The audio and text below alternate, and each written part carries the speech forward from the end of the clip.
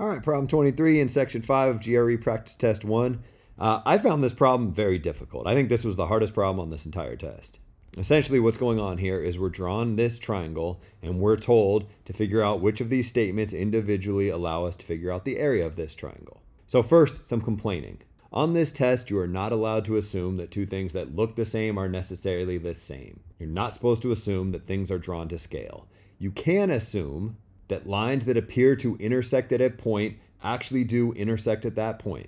I might argue, if I felt like arguing, that it sure does appear that this line right here intersects with this little corner of this square to indicate that I have a right angle here. To be clear, we're not supposed to assume that, but if that were the case, it would mean that this line bisects this angle so that this measure would be 45 degrees and this measure would be 45 degrees, and that completely changes this question. Again, we're not supposed to assume that, but that bothered me a little bit. The other thing that bothered me is I kind of overthought this problem. There's lots of different formulas to figure out the area of a triangle. For the purposes of this test, the formula for the area of a triangle is half the length of the base times the height. I'm fairly confident that this is the only area formula you will need for triangles on this test. However, there are other formulas for the area of a triangle. There's one called Heron's formula that says if you know the length of the three sides of a triangle, you can figure out its area. There's a trig one, where if you know an angle measure and the lengths of the two sides adjacent to that angle, 1/2 AB sine C tells you the area. My point is, if you start thinking about all the different area formulas and whether you have enough information to use those area formulas, this problem can kind of blow up on you and get really hard. Don't do that. For the purposes of this test, the area of a triangle is 1/2 the base times the height. And if you recognize that you have a right triangle, redrawing that right triangle can make it a lot easier to recognize this formula.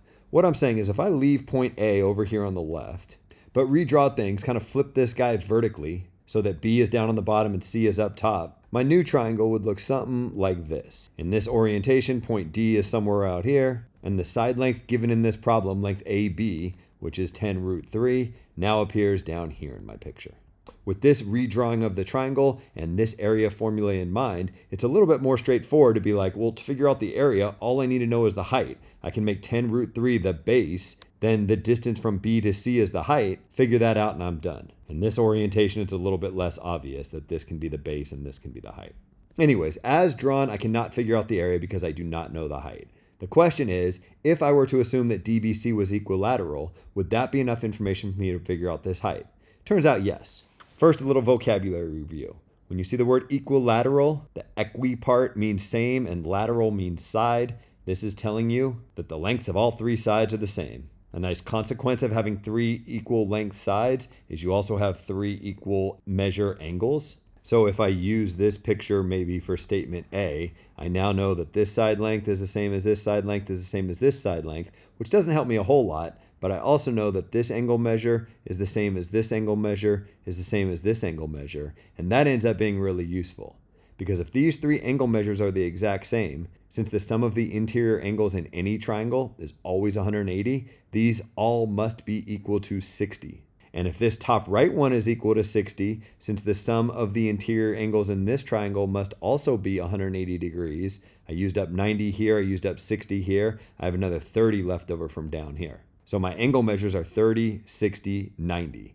Wait a minute, isn't a 30, 60, 90 triangle a special thing? Yep, absolutely it is. You might have memorized that the side lengths in a 30, 60, 90 triangle are of the ratio 1 to √3. What I'm saying is if the smallest side length is 1, the hypotenuse is 2, and the longer leg is the square root of 3. Or to scale things up for this picture, if the smallest side length is h, the hypotenuse is 2h, and the longer leg is h times the square root of 3. If this is a 30, 60, 90 right triangle, then I know that 10√3 equals h√3, so h is equal to 10. All of a sudden I know the height of the triangle. I got enough information to figure out the area. Statement A is sufficient. It turns out that I don't need this angle to be 30. I don't need this to be a 30, 60, 90 right triangle for me to have enough information to figure out h. The second I figure out this angle measure, I automatically know h. However, that's a fact that's typically taught in a trig class, and they don't assume you know trig for the purposes of this test. But if by chance you've taken a trig class, maybe you remember SOHCAHTOA, that the tangent of a 30-degree angle must be equal to the length opposite divided by the length adjacent. So the tangent of 30, which is what, root 3 over 3, I think, is h over 10 root 3. I can solve for h. I know the area. And that works for any angle here, right? Tangent of 29 degrees, whatever decimal that's equal to, is h over 10 root 3, etc. Really, the important characteristic here is that we knew this angle measure, not that this angle measure was 30. Before I move on, I want to make a comment because when I solved this on my own first, I did this a different way, and it's not nearly as straightforward as this solution, but in case anybody else goes down this path, I want to talk about it a little bit. I noticed that DBC was equilateral, so not only is this 60, but these guys are both 60 also. And since I have a right angle here, if I use up 60 of them here, I'm left with 30 down here. And since these two angles are the same, I have an isosceles triangle down here. I know the length of all three sides, and if I know the length of all the sides, I know the area. Why did I mention that? Well, because down here in statement B, they tell me that ABD is an isosceles triangle. So you might be like, right, we concluded up here that if we have an isosceles triangle, then we know the height. So this must be sufficient, right? No, because we're asked about which of these statements individually provide sufficient additional information to determine the area of the triangle. If this is an equilateral triangle, then this is an isosceles triangle, and that is sufficient information to figure out the area. But this could be an isosceles triangle without this being equilateral. And it'll turn out that this being isosceles is not sufficient to figure out this area. Let me draw you two pictures.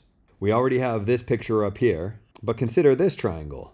The length of this base is still 10 root 3, but now the height is significantly less than it was up here, right? But I could still move D, I don't know, somewhere over here and create this isosceles triangle where the red triangle has a very different area. The point that I'm making is the existence of an isosceles triangle does not tell you the height of the big triangle. So just having an isosceles triangle is not sufficient to figure out the area.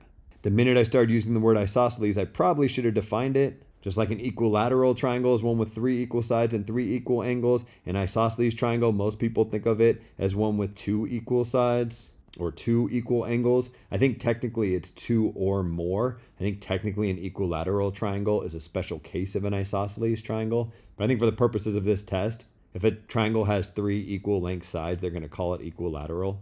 And if you see the word isosceles, they're probably talking about a triangle with exactly 2 side lengths of equal length.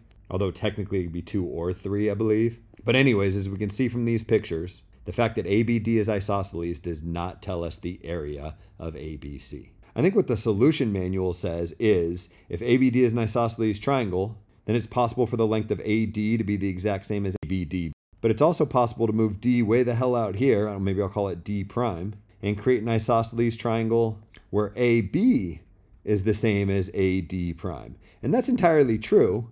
Although I don't know if that necessarily argues for the area of the red triangle being different, at least not directly. I think it's a lot more convincing to be like, yeah, I can make this height really small, or I can make this height really big, and I could still have ABD be isosceles.